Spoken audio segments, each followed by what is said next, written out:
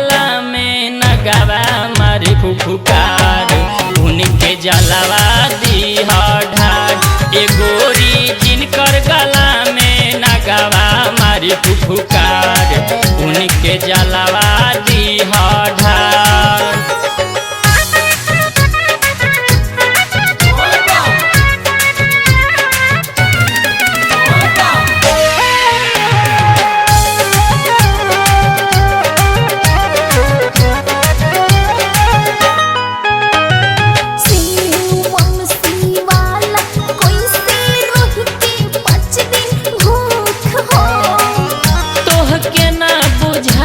तली हो सखियन से पूछो सुनना कोई से रह के 5 दिन भूख हो।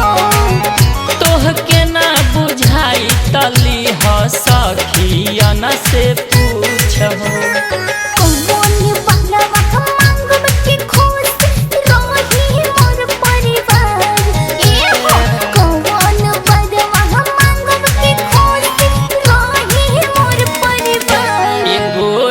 जिनकर गला में नगावा मारे फुफुकार उनके जलवा दी ढार।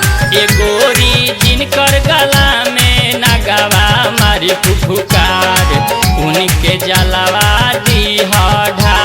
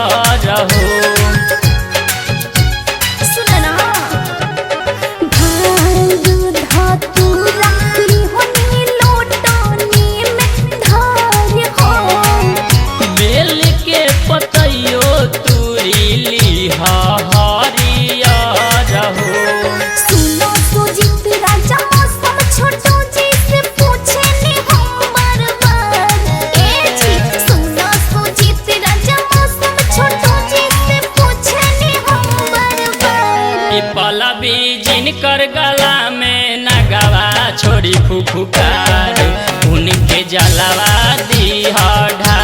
ए पलवी जिनकर गला में नगावा छोड़ी फुफुकार उनके जलवा दी ढार।